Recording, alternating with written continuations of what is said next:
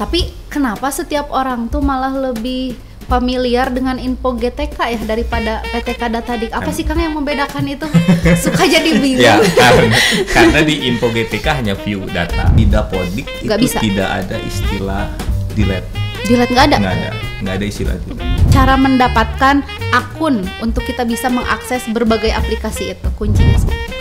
Buasi Malakama jadi menyelamatkan satu PTK tapi sekolah nggak dapat bantuan. Gitu. Suka beredar di masyarakat itu masyarakat pendidik ya maksudnya di ekosistem sekolah. Ketika mau masuk Dapodik harus nunggu berapa tahun dulu kalau di negeri seperti itu, benar nggak sih Kang? Sarasa, sadata, sauyunan, saayana. Assalamualaikum warahmatullahi wabarakatuh. Sampurasun. Bertemu lagi dengan saya di podcast Cadisdik 6, media informasi dan edukasi.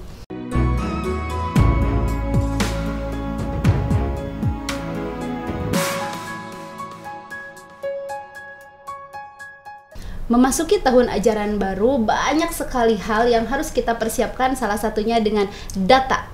Data apa saja yang harus kita persiapkan? Mulai dari data guru dan tenaga kependidikan, data siswa, dan data-data lainnya. Dan hari ini kita akan berbincang langsung dengan fasilitator, benar nggak sih?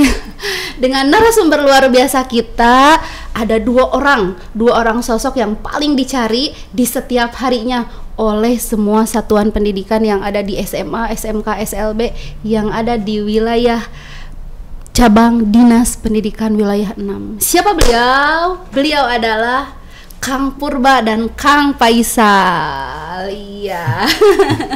Selamat datang akang-akang yang luar biasa. Selamat datang. Selamat datang. Nih, boleh nggak nih sebelum kita berbincang lebih jauh lagi, diperkenalkan dulu akang ini nama lengkapnya siapa, unit kerjanya di mana, dan di Cadisdik 6 ini kapasitasnya sebagai apa? Kenapa selalu dicari gitu?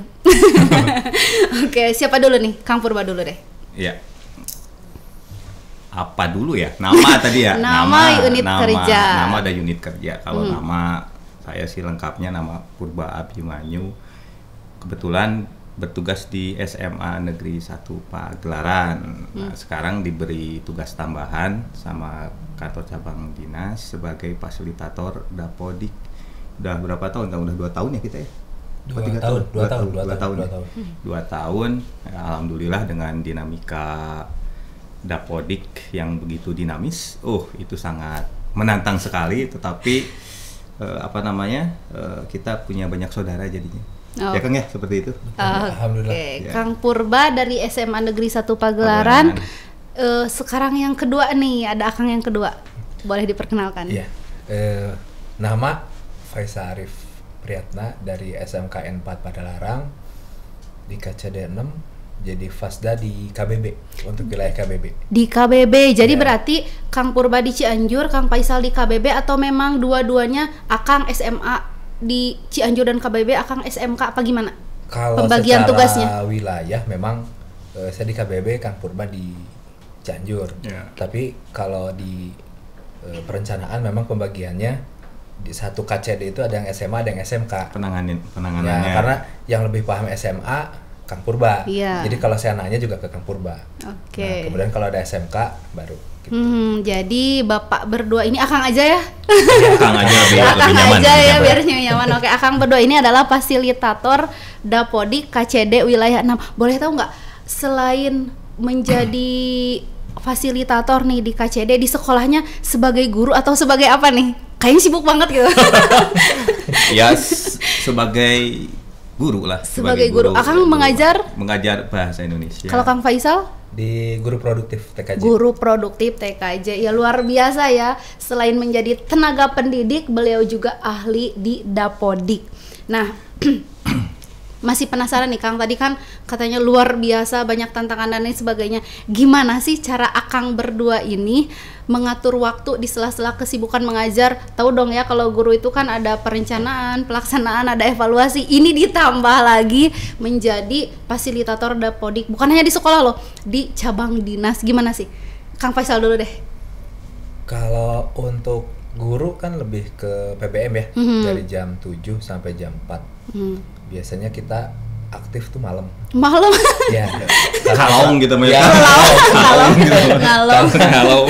Kalau siang biasanya memang slow respon gitu. Okay. Kalau ada apa-apa. Tapi kalau malam gitu. Kalau malam. Iya, betul. Pas respon ya. Ya, kalau malam itu mah orang lain pada tidur, kita kerja ya, Kang. Enggak juga sih.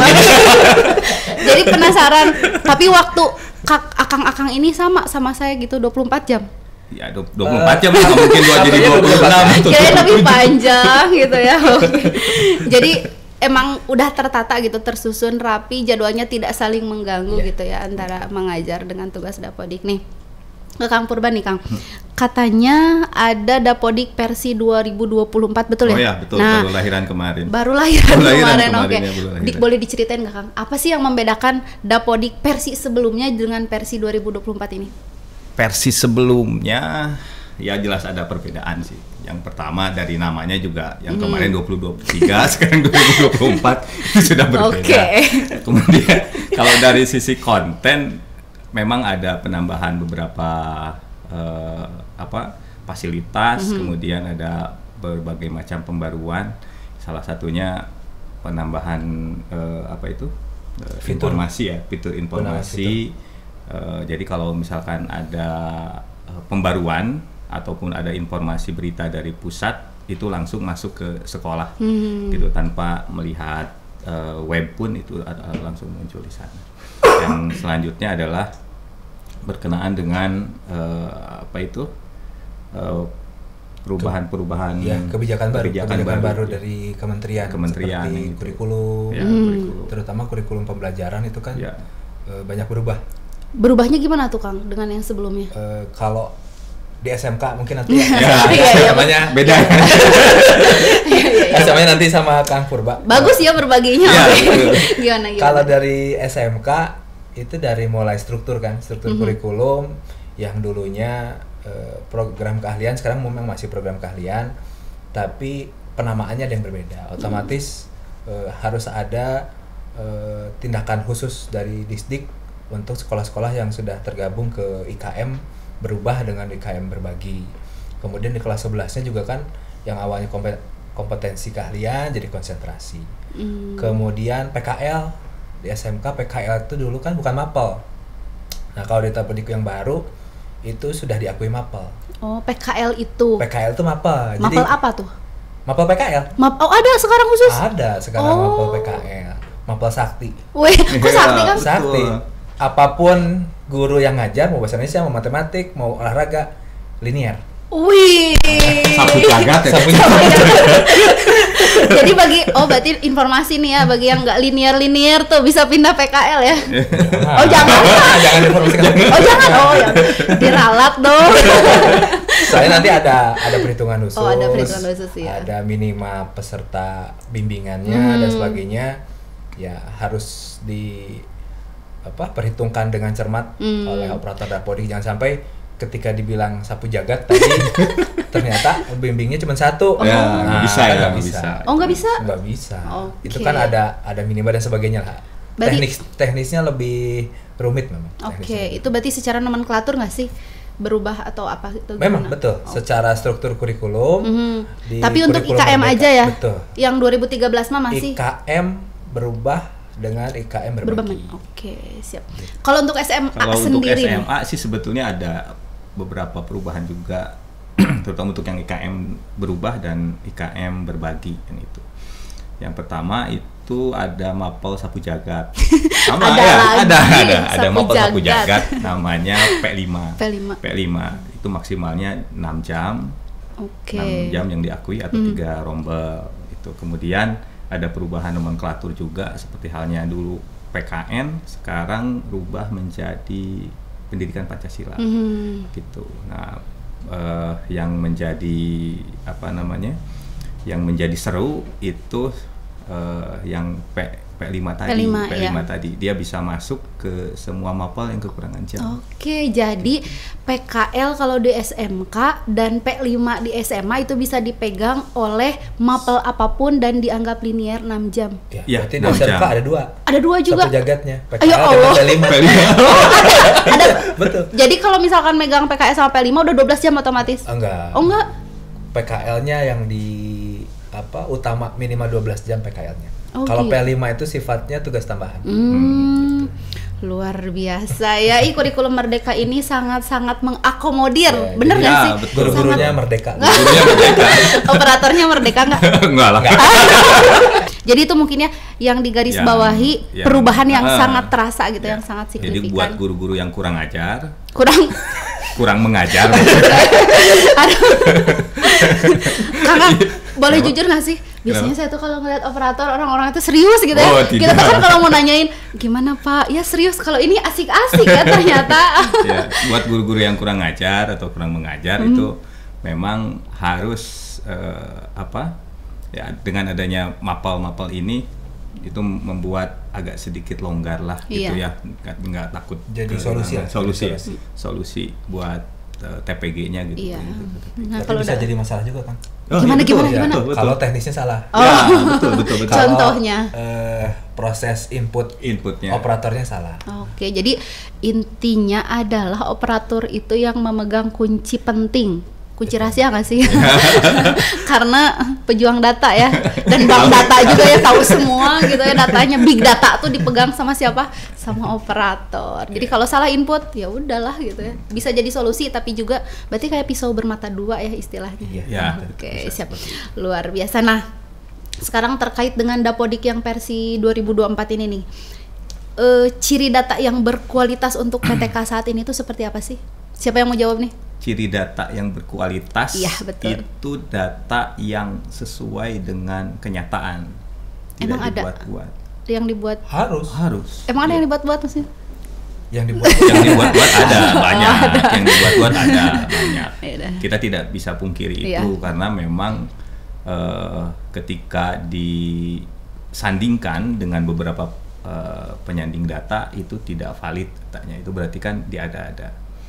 Ya, hal kecil dia ingin merubah nama ibu asalnya A jadi B, atau dia ingin berubah hal-hal yang lain gitu, itu kan jadi nggak valid jadinya datanya begitu, jadi diada-adakan. Nah, jadi data yang berkualitas itu yang sesuai aja, kemudian yang dipelihara dari dari hari ke hari. Ya, apapun perubahan di hari itu, ada SK baru misalkan, atau misalkan ada setidaknya dia beralih tugas, nah itu harus langsung diupdate. Harus langsung diupdate. Ada batasan nggak sih buat cut off-nya sendiri? Cut off tuh kan banyak macamnya. Ya, betul. Banyak macam, ada cut off bos, ada cut off untuk tunjangan, ada cut off untuk DAK dan sebagainya. Iya.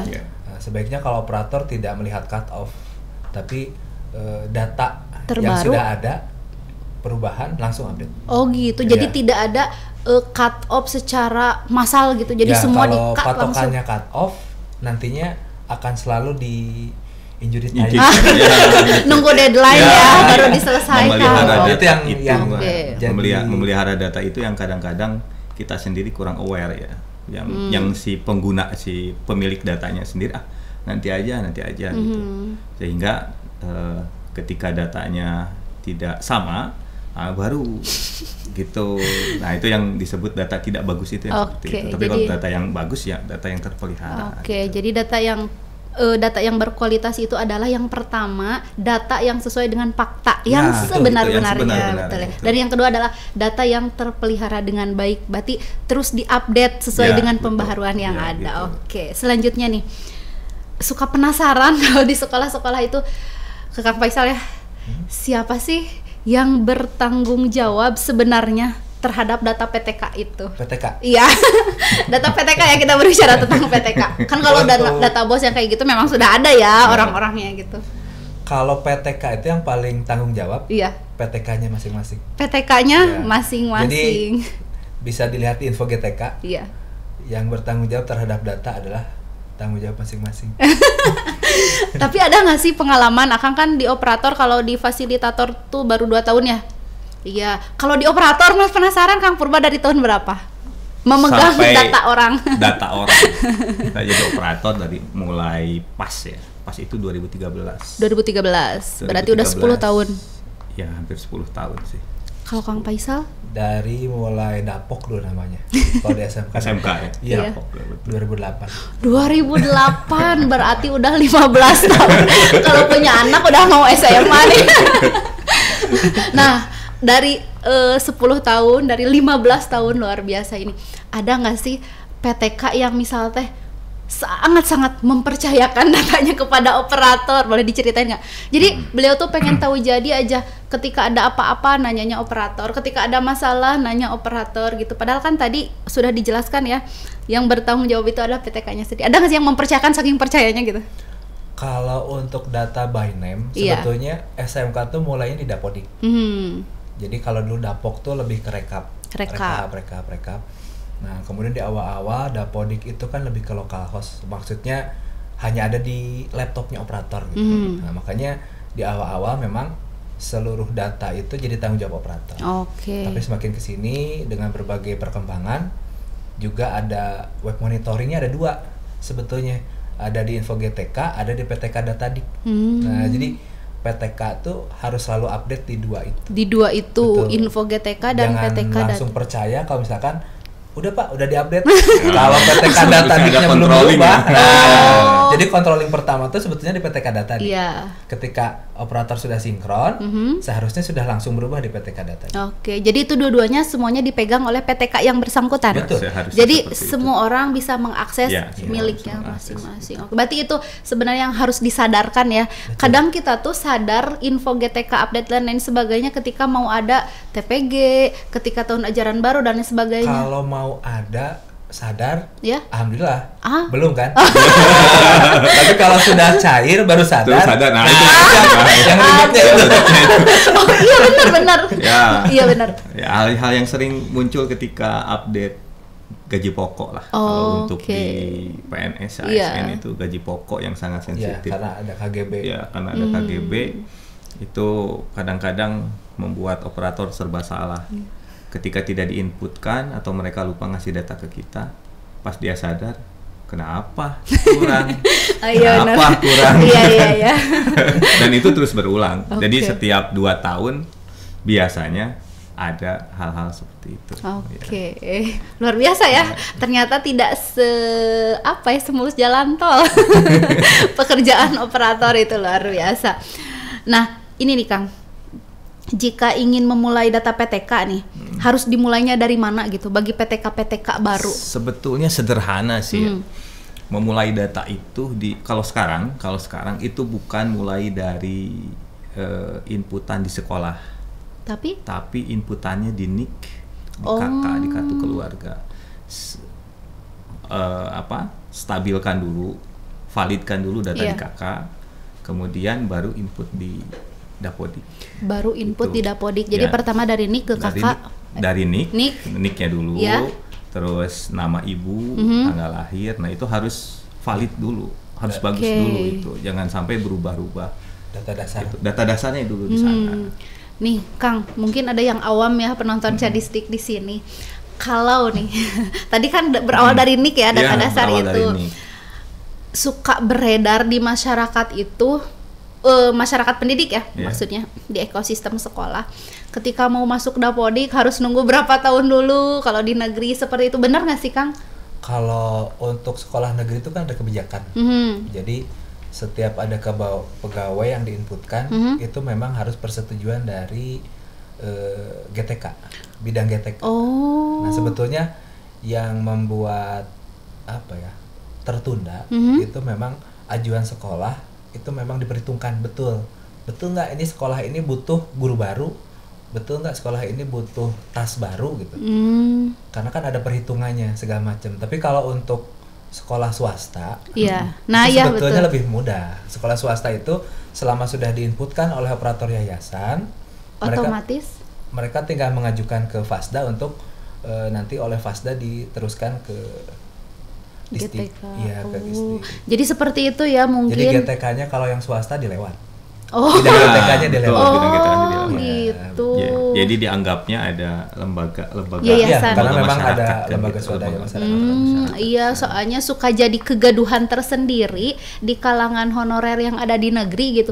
Kok kita masuk Dapodik aja susah gitu. Tapi kalau yang swasta kok cepet banget bisa. Apakah ada pembatasan tertentu? Kayak dulu nih, ketika dulu nih Kang, 2013, 2014 ketika negeri itu paling sulit mengajukan NUPTK. Tapi kalau swasta lebih ada kemudahan. Mungkin kan banyak yang nggak tahu juga kalau seperti ini kan tadi sudah dijelaskan bahwa ada yang berwenang di lembaga gitu. Jadi apa ya, surat saktinya ada di yayasan juga berarti? Ya, jadi ya karena memang kan perhitungannya ke honorer ya, ke penghonoran penggajian. Kalau di negeri kan menggunakan uang pemerintah uang negara, jadi perhitungannya harus betul-betul sana. Jadi kalau di swasta kan swadaya masyarakat, sekiranya bisa menggaji ya silahkan gitu, silahkan untuk jadi lebih ini ya, lebih fleksibel dibanding negeri. Siap. Jadi kita ya udah paham ya untuk wargi Cadisdi, tidak ada lagi pertanyaan kok saya di negeri belum masuk Dapodik udah setahun ngehonor gitu. Teman saya di swasta langsung masuk itu gitu. Penjelasan. Kalau pengen cepet ya masuk dulu ke swasta. Enggak mau nanya ini BA swasta. Benar, kalau swasta untuk tarik data kan jadi ada dua. Dapodik itu ada input baru, ada tarik data. Mungkin teman-teman ada yang ngonor dulu di swasta biar nanti ditarik ke negeri. Nah kalau sekarang untuk penarikan juga tetap harus seizin bidang ketek. Jadi malah jadi 2 kali ya. Jadi kalau untuk mau input masuk ke Dapodik misalkan, untuk tujuan tertentu kan sekarang banyak seperti itu. Ya masuk di swasta, mengajar di swasta itu jauh lebih cepat. Oke. Jadi gitu ya, udah dipahami ya. Berarti apa ya, benang merahnya, garis bawahnya bahwa tidak ada batasan sebenarnya, yang penting ada ya prosedurnya ditempuh. Ya, sepersetujuan GTK seperti itu. Nih Kang. Untuk saat ini kan aplikasi banyak banget tuh. Jadi untuk bener nggak sih ya kan? PTK tuh banyak banget aplikasi yang harus dikuasai, harus diinstal dan lain sebagainya, harus dikelola, dipelihara kalau kata Kang Purba tadi. Apa saja yang wajib nih? Wajib ya? Yang wajib dikuasai. Yang wajib dikuasai, bukan yang wajib dikuasai, yang wajib dikunjungi mungkin. Jadi nggak menguasai juga nggak apa-apa? Iya, asal berkunjung. Ada view hanya tidak bisa mengedit kan. Yang bisa mengedit itu hanya di PTK Datadik itu pun hanya pendidikan S1 saja. Pendidikan S1, riwayat pendidikan itu bisa diinput di sana. Sisanya dikelola oleh operator.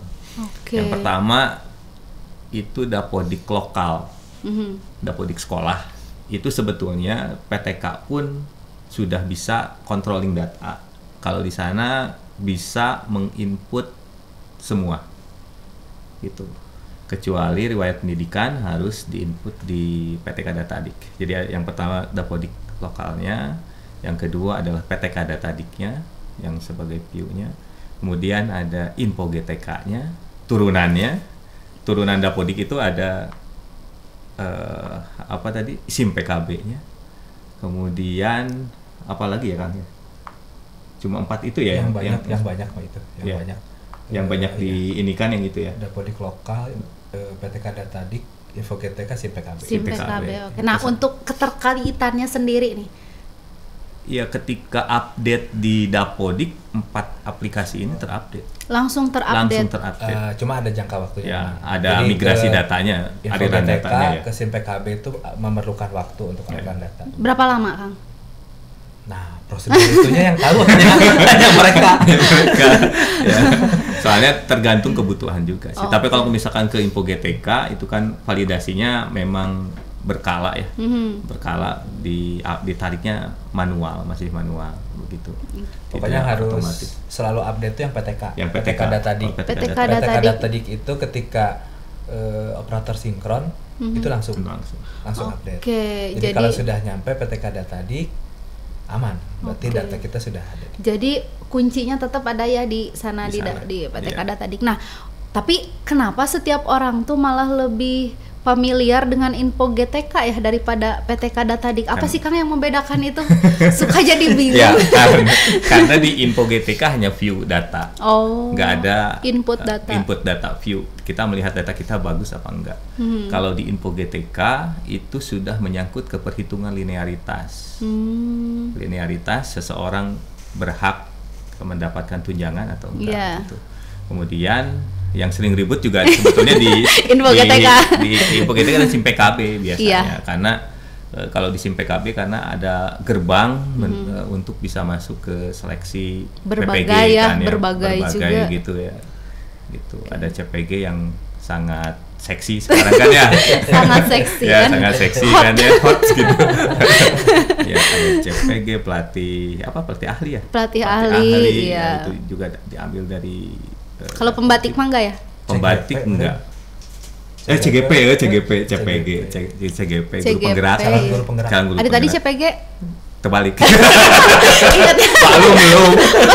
Iya kan itu. Ingatnya TPG mulus sih. Salah. Jadi CGP. Iya.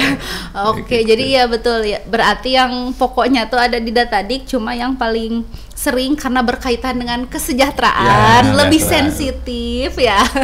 Jadi yang paling orang akses, paling sering orang buka itu pasti info GTK. Paling. Tapi kadang-kadang ketika salah seorang PTK itu membandingkan datanya info GTK ketika sudah ada di info GTK, misalkan info GTK beberapa semester ke belakang itu yang dijadikan patokan, padahal tidak seperti itu. Yang dijadikan patokan sebetulnya data yang di PTK tadi, gitu. Kalau ini hanya olahan saja. Gitu. Oke. Dan ini nih Kang, sekarang tuh kan lagi rame karena ada pengangkatan P3K baru tahap 3. Dan itu kan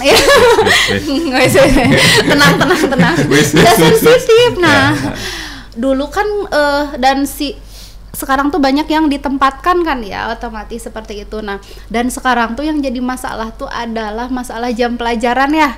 Kalau dulu kita bisa cek linearitas di info GTK, yang aplikasi sekarang gimana tuh Kang? Masih bisa? Oh, kalau sekarang tidak di info GTK. Oh, tidak di info GTK. Jadi linearitas itu berpindah ke PPG linearitas. Oh, ada beda lagi? Ada webnya. Aplikasi. Statusnya masih kan? Statusnya linearitas masih. Tapi cuma tidak bisa ngecek linearitas sendiri. Tidak. Kan kalau dulu ada cek langsung bisa mengajar apa saja. Kalau sekarang itu ada portalnya. Oke. Semakin ribet nggak sih?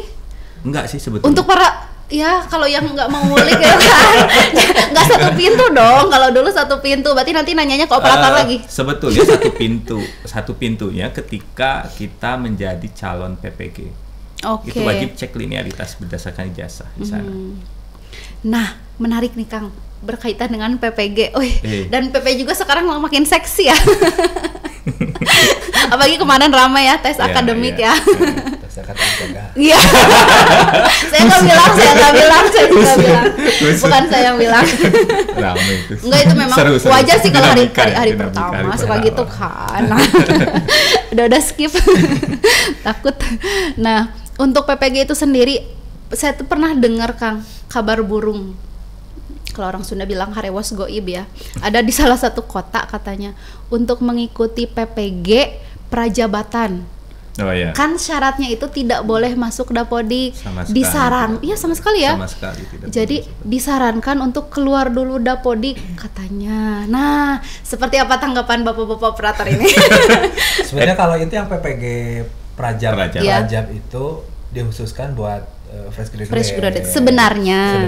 Jadi nantinya kan untuk guru itu harus tersertifikasi dulu baru bisa jadi guru gitu. Makanya yang fresh graduate PPG-nya Prajab. Yang sudah jadi guru Daljab. Nah, itu sih sebetulnya. Iya Kang, tapi kan tadi ketika kita bilang swasta itu mudah masuk Dapodik, ketika udah masuk Dapodik dikeluarin Dapodik untuk Prajab, tanggapannya seperti apa? Kalau di Dapodik nggak itu bisa. Tidak ada istilah delete. Delete nggak ada? Nggak ada istilah delete. Hanya tidak aktif. Tapi data masih ada. Jadi tidak bisa memanipulasi. Walaupun misalkan di Dapodik lokal dia sudah dikeluarkan, di manajemennya dia tetap terdata. Oh gitu. Luar biasa. Gitu. Jadi tidak ada riwayatnya pun jelas. Riwayatnya juga Riwayat tetap jelas, ada. tetap ada. Oke. Jadi semua hal di Dapodik lokal itu tidak ada istilah hapus. Hapus nggak ada. Baik banget ya. Iya baik banget menyimpan memorinya. Hanya ada Panjang. tidak aktif. Oke. Tanggal selesai Tanggal tugas. selesai tugas. Nah, gitu. Termasuk yang purna berarti seperti itu ya? Iya. Semua. Oh ya Allah, gede banget itu kapasitas. Wes, pastilah. Ya Allah. Oke. Nah, tadi kan kita udah bilang data-data yang harus dikuasai, tapi kalau kata Kang Faisal bukan dikuasai tapi ditoong ya. Ditoong. Ada data dik, ada info GTK, SIM PKB dan lain sebagainya. Keterkaitannya pun tadi udah kita bahas nih Kang. Kalau aliran data Dapodik itu sendiri seperti apa? Aliran datanya ya. Aliran data itu berarti dari mulai si pemilik data Ya. itu diinputkan di Dapodik lokal. Nah, Dapodik ini akan dipergunakan oleh berbagai macam aplikasi lainnya atau penggunanya, gitu. Dari nanti tahapannya dari Dapodik lokal itu diverifikasi di PDSPK ya. PDSPK. Ya, PDSPK Referensi yang nasional. referensi nasional itu difilter dulu di sana. Nah, ketika setelah selesai baru disebar dia, diambil datanya, bisa ke info GTK, bisa ke SIM PKB, bisa ke CASN, banyak aliran datanya ke sana gitu. Berarti ujung pangkalnya ada di Pengguna departemen yang akan menggunakan Dapodik. Oke. Itu siapa nanti bisa Kalau biasanya. siswa kan ada PIP. Ya, kalau siswa ada Kemudian PIP, sarana-prasarana ada PUPR. ada PUPR gitu. Oke, Gitu. luar biasa ya. Ditariknya ke sana. Oke, dulu kan kita tahu teh yang kayak gitu teh BI checking ya perbankan. Iya kan? Nyebar gitu semua. Ternyata sekarang hati-hati ya. Ada di semua. Nah, mau tanya dong Kang, kalau sekarang kan yang lagi happening banget tuh kayak Kimob ya, sampai kemarin TRK siap jabar sosialisasi nih Cadisdik 6 ke berbagai sekolah. Nah, apa sih keterkaitan antara Dapodik dan itu dan berpengaruhnya kemana? Ada nggak sih kalau di sekolah tuh?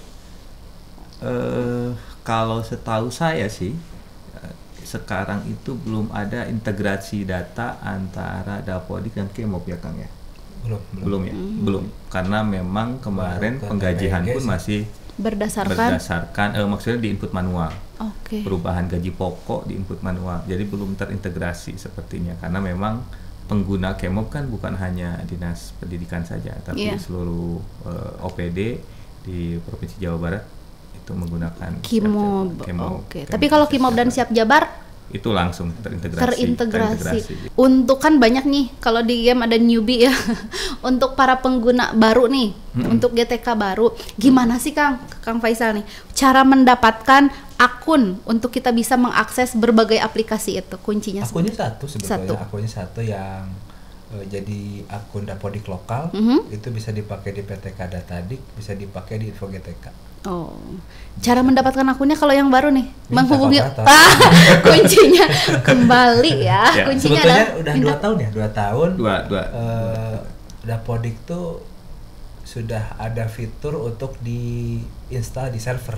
Di server. Ya, jadi kalau sudah ada fasilitasnya di sekolah, itu bisa diinstalkan di server sehingga guru-guru bisa langsung pantau Dapodiknya menggunakan usernya masing-masing. Oke, tapi kalau masih minta tolong OP boleh ya? Kalau masih boleh lah.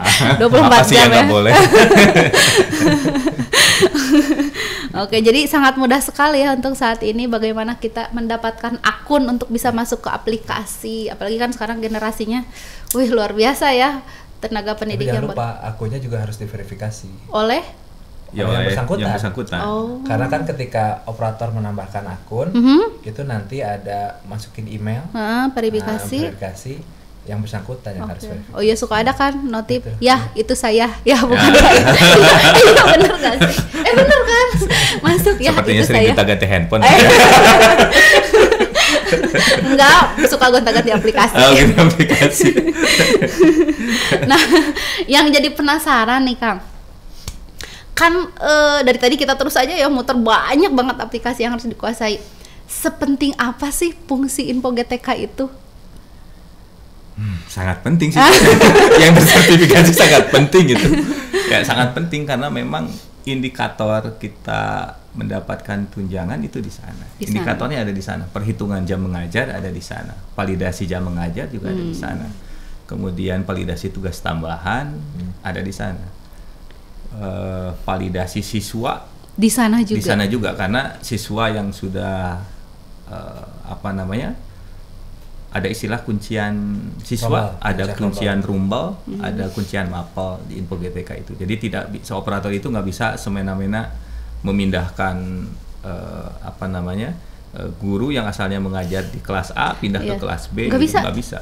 Okay. Bisa sih di Dapodiknya bisa, tapi di validasinya di sini jadi nggak valid. Oke, jadi memang harus ditata dengan baik juga ya untuk Info GTK. Ketika siswa berpindah kelas pun itu juga sama. Oke. Siap. Tadi ada yang ngebisikin dari belakang, katanya sekarang tuh lagi ada istilah emis. Emis itu apa sih, Kang? Emis tuh, kalau saya mah taunya ini, Kang. singkatannya apa? Kalau saya mau buat ini senapan angin. Oh salah ya. Mimis loh. Tapi intinya kalau emis tuh ya aplikasi mirip Dapodik lah, mirip Dapodik, cuma digunakan di lingkungan Kemenag. Ya, oke. Dan di fitur yang sekarang juga sudah terintegrasi sekarang. Nah, di fitur sekarang udah terintegrasi. Nah, kalau emis itu sendiri kan itu Kemenag ya, kalau kita kan dinas. Tapi ada di bawah Akang berdua juga.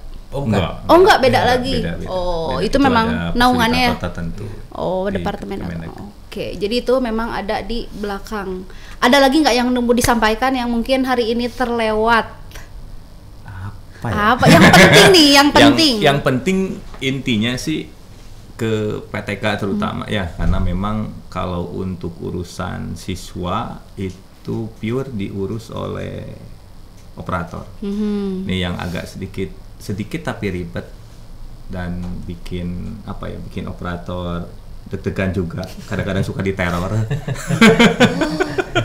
Ya diteror gitu kan, diteror ketika datanya tidak sesuai. Maksudnya tidak sesuai ya itu valid lah gitu, jangan tuh valid yang di Banyur gitu. Mega golontor gitu. Ya mega golontor. Jadi intinya pelihara data sedetail mungkin, inputkan data senyata mungkin, tidak ada manipulasi yang sifatnya destruktif gitu, penghancuran data sendiri yang akibatnya validasinya cukup rendah. Data yang sekali lagi data yang baik itu data yang terpelihara. Oke, data yang baik, data yang berkualitas itu ada data yang terpelihara. Dari Kang Faisal sendiri nih ada nggak sih himbauan, pesan, boleh deh ungkapan hati untuk para GTK, SMA, SMK, SLB yang ada di Cadisdik? Biar nggak itu gitu ngedumel kan? Nggak? Oh, boleh. Untuk GTK ya harus sering melihat di PTK Datadik karena datamu tanggung jawab. Headline-nya katanya datamu tanggung jawab Bu. Kamu nggak valid operator lagi teror. Oke nih, ketika kita berbicara Dapodik nih ya Kang ya, kita tidak terlepas dari yang namanya PIP. Nah, gimana nih Kang tanggapannya untuk ke PIP itu sendiri berkaitan dengan Dapodik? PIP itu dari Dapodik, datanya memang dari Dapodik. Kemudian bisa sumber datanya atau sumber dokumennya dari Dinsos. Kepemilikan PKH, KKS, kemudian KIP. Gitu. Kemudian kalau memang hanya siswa rentan miskin berarti diajukan tanpa dokumen di Dapodik. Bisa diajukan tanpa dokumen. Oke. Jadi ada beberapa kriteria yang bisa diajukan via operator Dapodik untuk mendapatkan PIP. Oke, jadi tidak harus mereka memiliki riwayat mendapatkan PIP dari SMP-nya dulu, iya. Tapi juga bisa diajukan langsung oleh operator Dapodik di SMA tersebut tanpa dokumen. Jika rentan miskin. Itu yang digarisbawahi. Iya. Pura-pura miskin.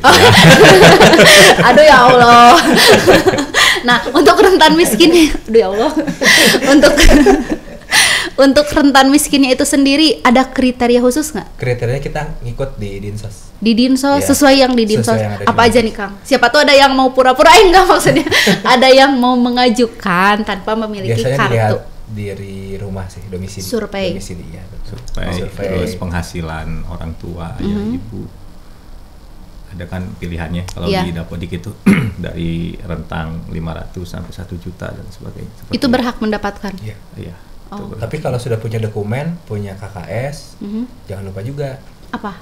untuk penghasilan orang tua, misalkan punya KKS, Mhm. penghasilan orang tuanya diisi 5 sampai 20 juta. Nggak Nah, itu dijamin tidak cair. Udah cair. Ya, nggak dapet itu. Tapi emang iya yang punya KKS ada penghasilan itu? Ya siapa tahu Ya, operatornya operator salah. input. Oh, kaget saya. Salah Takutnya input. standar mana gitu. Ya. Oke. Jadi begitu ya kalau nanti adik-adik nih siswa baru yang masuk SMA SMK mau mengajukan PIP Ya. dan tidak punya riwayat KIP atau riwayat menerima ketika SMP-nya bisa menemui operator-operator di sekolah dengan syarat dan ketentuan yang berlaku. Ya. Oke. Ada lagi? Ada juga KIP itu kan banyak jenisnya ya. Ada jenisnya. Ada yang dari aspirasi. Aspirasi dewan. Aspirasi dewan. Oh, juga ada. Kalau itu memang datanya juga diambil dari Dapodik. Dari Dapodik. Dari Dapodik. Tapi tetap harus berkaitan dengan Dapodik ya. Biasanya juga yang dijadikan target itu yang belum mempunyai atau yang belum pernah menerima KIP. KIP. Pernah ada nggak sih Kang? Ada anak yang punya KIP tapi di Dapodiknya terlewat gitu jadi nggak dapat SMA-nya? Oh, banyak. Banyak? Karena dia Kalau tidak lapor? Kalau tidak lapor, tidak update juga sama. Jadi memang tidak terintegrasi langsung ya dari SMP? Masuk. Tapi cuma kan namanya perekonomian kan dinamis ya. Iya betul. Ya kan kadang besok dia tidak mampu. Sekarang alhamdulillah kan gitu. Kalau dinamis. reportnya ada di Dapodik ketika tarik data, reportnya ada. Tapi data kesejahteraannya memang dinolkan. Oh, oke. Takutnya ada perubahan kan. Ya. Oh, jadi memang harus di-up lagi, diupdate Ya, lagi yang tadi diupdate kata lagi. Kang Purba ya, Iya. harus dipelihara dan diupdate. Kirain saya terintegrasi ya udah kalau dulu pernah otomatis dapet. Tapi gitu. ada cerita lucunya. Gimana? Kalau dinamika KIP itu. Oke. Ada yang orang tua yang memohon untuk mendapatkan KIP, dan salah satu KIP kan rentan miskin ya. Dan ciri rentan miskin biasanya dia tidak mempunyai ayah. Iya. Biasanya kan seperti itu ya. Iya. Nah, kata operator, Bu, kalau misalkan pengen dapat KIP, bapaknya dimatiin aja. Astagfirullah. Statusnya di sananya meninggal gitu. Secara data. Secara Oh, data. ya Allah. Iya, Secara data. ini joke operator ya. operator. Ketika menghadapi ibu-ibu yang orang tua yang Ngotot gitu. kan. Pengen Dia dapat. orang berada gitu. Oke. Orang berada, tapi di datanya udah bapak dan ibunya meninggalkan saja, mau nggak Bu? Gitu. Maksudnya biar sadar. Biasa. Maksudnya ke sana gitu. Oh, baik. Iya. Jokesnya ngeri ya. Bapaknya dimatiin. Iya. Bapak ibunya meninggal aja di statusnya di sana gitu. Demi. Ya. Banyak yang seperti itu. Jadi yang Oke. di KIP itu kan kadang-kadang yang namanya apa ya?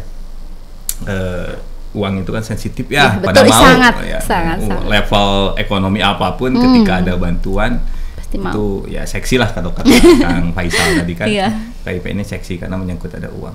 Ketika berebutan, nah, yang operator kan tugasnya menjaga data ini agar tetap valid adanya, ya, iya. valid apa adanya. Yang tidak dapat yang tidak seharusnya mendapat KIP, Iya. ya harus tetap tidak mendapat KIP, jangan mendapat KIP. Karena kalau misalkan ada beberapa orang yang dapat ternyata dia berkemampuan, nah itu jadi masalah juga buat sekolah. juga, ya, Banyak betul. demo LSM lah dan sebagainya yang mencoba untuk bersikap adil mungkin ke sekolahnya. Tapi saya penasaran nih, menarik ketika kita dapat kan ada tuh jalur afirmasi ya, ketem. Ketem ya. PDB. Ketum Iya. PDB nih, jangan Nah. jadi kan ada PDB. Itu otomatis nggak sih nanti si anaknya tuh bakal dapet bantuan? Dibedakan Dibedakan juga? Dibedakan antara isian Dapodik dengan PPDB. Oh beda ya. Ya, Jadi kalau udah tutup buku aja. Ya, PPDB itu afirmasi kan untuk memenuhi syarat Oke. bahwa sekolah harus menampung minimal 20% siswa miskin. Oke. Gitu. Jadi untuk memenuhi syarat itu, masalah nantinya lanjut miskin Urusan lain. Setelah PPDB dia kaya. Oh, oke. Menarik ya kalau operator ini serba tahu, makanya tadi kita julukinya siapa? Pemegang big data. Jadi serba tahu. Oke. Nah, berkaitan dengan sarana ya, prasarana sekolah yang berhubungan dengan Dapodik itu seperti apa? Sarana prasarana, nah itu tadi yang dibilang Kang Purba, bahwa harus yang real. Nah, harus yang real. Data yang ada, kenyataan yang ada itu seperti apa. Jangan sampai ada sekolah berharap dapat bantuan, tapi sarana prasarana sudah lengkap. Oke. Karena mau akreditasi. Iya. Nah, kalau mau akreditasi biasanya sekolah segala macam ada, segala macam ditentukan. Betul. Setelah beres akreditasi, nggak ada lagi. Kosnya nggak dapat bantuan ya? Okay. Ya kan sekolahnya udah bagus. Sudah akreditasinya udah. Ngapain lagi dibantu lagi? Iya betul. Ya contoh kecil lah, sekolah itu kadang-kadang ya untuk memenuhi akreditasi B ataupun A kan kelengkapannya harus sesuai standar sesuai standar gitu.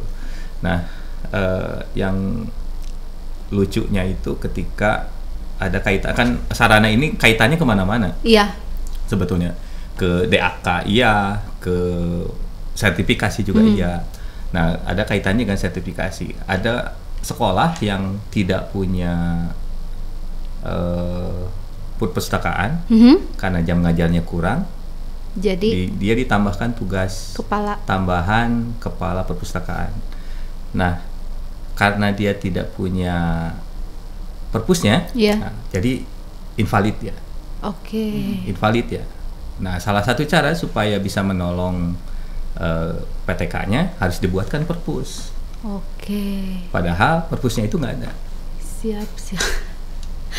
Aduh, nggak bisa berkata. Ya jadi ya itu buah si malakama jadi menyelamatkan satu PTK tapi sekolah nggak dapat bantuan. Ya gitu.